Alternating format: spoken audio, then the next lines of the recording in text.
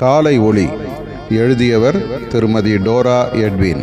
அநியாயம் செய்கிறவன் இன்னும் அநியாயம் செய்யட்டும், அசுத்தமாயிருக்கிறவன் இன்னும் அசுத்தமாயிருக்கட்டும், நீதி உள்ளவன் இன்னும் நீதி செய்யட்டும், பரிசுத்தமுள்ளவன் இன்னும் பரிசுத்தமாகட்டும். இதோ சீக்கிரமாய் வருகிறேன்.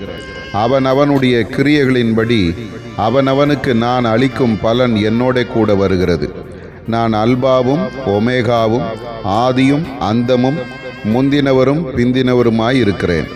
ஜீவ விருட்சத்தின் மேல் அதிகாரம் உள்ளவர்களாய்வதற்கு வாசல் வழியாய் நகரத்துக்குள் பிரவேசிப்பதற்கும் அவருடைய கற்பனையின்படி செய்கிறவர்கள் பாக்கியவான்கள். நாய்களும் சூனியக்காரரும் விபச்சாரக்காரரும் கொலைபாதகரும் விக்கிரகாராதனைக்காரரும் பொய்யை விரும்பி அதன்படி செய்கிற யாவரும் புறம்பே இருப்பார்கள். என் வருகை சமீபம், உன்னை பரிசுத்தப்படுத்து, கொஞ்சத்தில் உண்மையாயிரு. என்னுடைய முதலாம் வருகைக்கு பல வருடங்களுக்கு முன்னமே ஆதாமுக்கு 7ஆம் தலைமுறையான ஏனோக்கு, இதோ எல்லாரும் நியாயத்தீர்ப்பு கொடுக்கிறதற்கும் தமக்கு விரோதமாய் அவபக்தி உள்ள பாவிகள் பேசின கடின வார்த்தைகள் எல்லாவற்றின் நிமித்தமும் அவர்களை கண்டிக்கிறதற்கும் ஆயிரமான பரிசுத்தவான்களோடு கூட கர்த்தர் வருகிறார் என்று முன்னறிவித்தான். கர்த்தருடைய நாள் இரவிலே திருடன் வருகிற விதமாய் வரும்.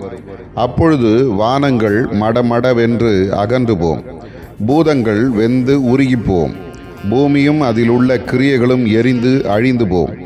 இப்படி இவைகளெல்லாம் அழிந்து போகிறதற்கு ஆயிருக்கிறபடினால் நீங்கள் எப்படிப்பட்ட பரிசுத்த நடக்கையும் தேவபக்தியும் உள்ளவர்களாய் இருக்க வேண்டும்.